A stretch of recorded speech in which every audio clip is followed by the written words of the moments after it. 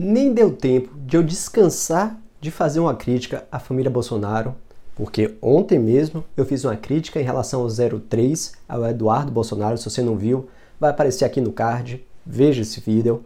Nem deu tempo de eu descansar e já acontece um novo fato. Agora com o 02. O vereador Carlos Bolsonaro, o 02, anunciou no seu Twitter particular que estaria apresentando uma queixa-crime contra o Felipe Neto e a Bruna Marquezine por suposto crime contra seu pai. O crime que ele alega ter acontecido seria o crime de calúnia, previsto no artigo 138 do Código Penal, que na verdade é você imputar a uma pessoa uma conduta definida como crime, falsamente. Ou seja, eu falo que a pessoa roubou sem a pessoa ter roubado. Isso pode ser configurado como calúnia. E ele está imputando isso ao Felipe Neto e à Bruna Marquezine. Ele não declarou qual foi a imputação, qual foi a ofensa dessas duas pessoas em relação ao pai dele. Mas aqui podemos fazer uma suposição do que seja. Quantas vezes você já leu ou ouviu uma pessoa falando que o presidente é genocida? Isso é um crime? Genocídio é crime.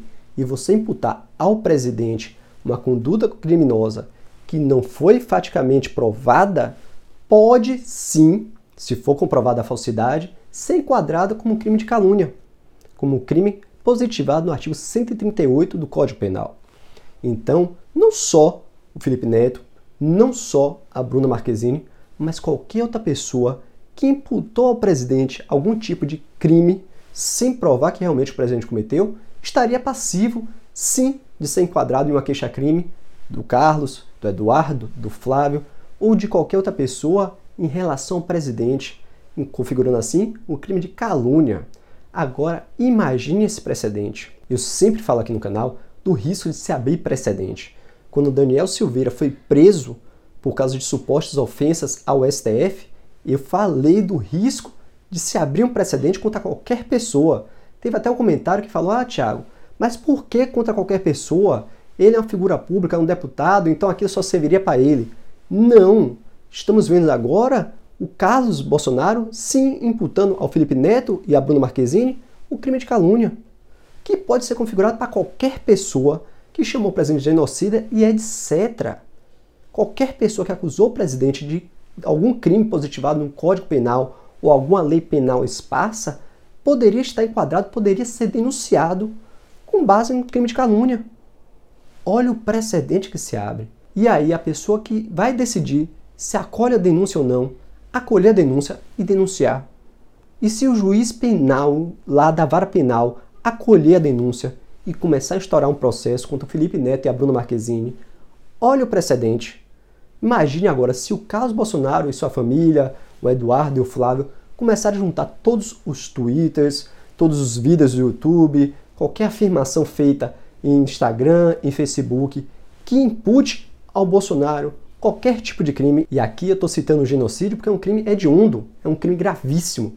Imagine se eles começarem a denunciar todo mundo. Olhe onde a gente pode parar. E não podemos exigir da justiça que o mesmo peso tenha duas medidas.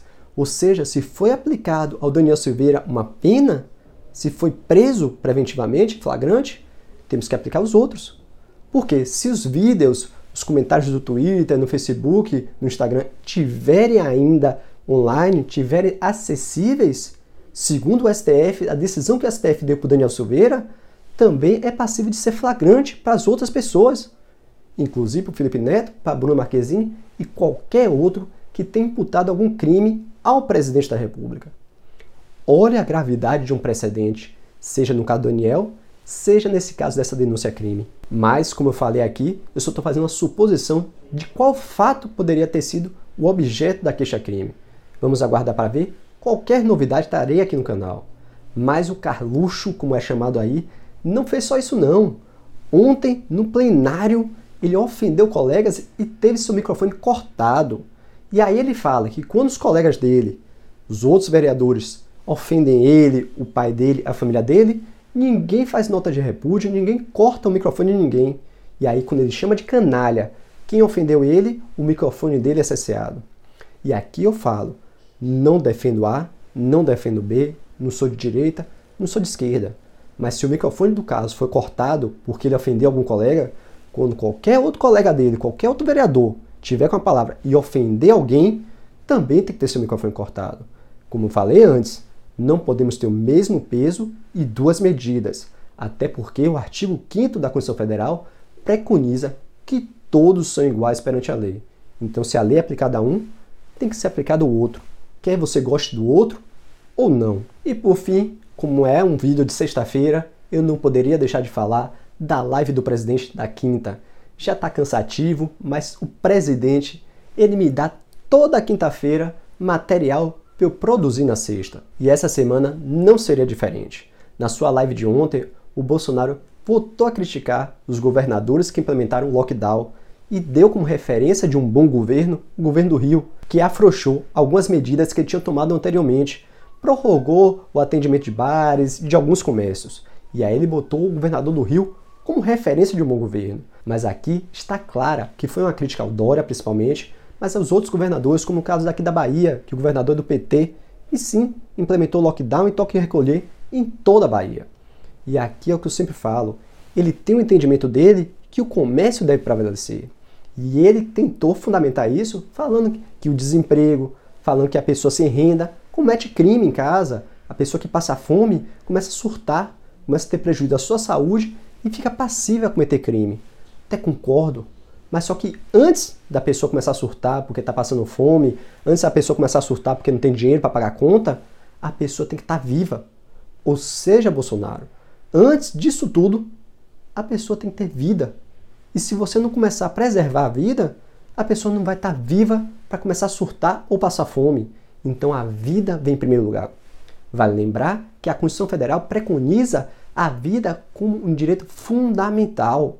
Lógico, tem algumas exceções que eu já falei aqui em vídeos, mas não vou tratar aqui hoje, mas a vida é um direito fundamental e é o direito maior a ser perseguido por qualquer pessoa, qualquer brasileiro ou qualquer pessoa do planeta, porque qualquer tratado internacional versa primeiramente em respeito à vida. Então, Bolsonaro, temos que primeiro ter vida, para depois termos trabalhadores, para depois dos trabalhadores termos desempregados, para depois do desemprego, sim, começar a ter fome, começar a ter surtos, seja de saúde ou surtos psicológicos. Então, primeiro preservar a vida, sempre aliado a uma política, sim, econômica, tentar preservar empregos. Não estou defendendo aqui que o lockdown é a melhor solução, não, mas é uma solução que devemos tomar em última ratio, quando já está em colapso as redes municipais, estaduais e federais de saúde, como é o caso que está acontecendo em diversos estados. Então, se a gente chegou no fim, no limite, temos que tomar uma medida, sim, drástica. Enquanto perdurar isso, assim que cessar, assim que diminuir os níveis, libera-se. Temos que pensar no comércio depois. Mas primeiro, a vida. E aí, na sua tentativa de fundamentar o seu entendimento em relação aos lockdowns que está acontecendo aqui no Brasil, em relação ao seu entendimento do plano econômico, o Bolsonaro fala algumas vezes que os governadores estão implementando uma ditadura, estão cerceando direitos, humilhando a população. Não, presidente. Se o lockdown for implementado corretamente, como última medida para salvar vidas, não é ditadura, não é humilhação, é preservar vidas, é salvar vidas. E deve durar o tempo razoável para garantir essas vidas. Se passou do razoável, tudo bem. Pode até ser um abuso do direito por parte do governador, por parte do prefeito. Mas enquanto está no tempo que tem necessário para salvar vidas, para desafogar os leitos de internação, de UTI, tem que ser implementada. Se não conseguiu antes aumentar os leitos de UTI, diminuir o contágio, diminuir o número de mortes, tem que ser implementada agora, preservando vidas. Se depois começar a baixar os níveis de mortes, de contágio, de leitos ocupados, tudo bem, libera-se de novo. Mas nunca esquecendo das medidas de segurança, de usar máscara, de usar álcool em gel, de evitar aglomeração. Medidas essas que você, presidente, infelizmente, não prega. Mas essa é só minha singela opinião. Para mais vídeos, se inscreve no canal. Aqui é Vida Todo Dia. Se você gostou, dê seu like, compartilhe esse vídeo, por favor. Ajude o nosso canal a crescer. E não se esqueça, assista esse vídeo aqui, e até o próximo vídeo.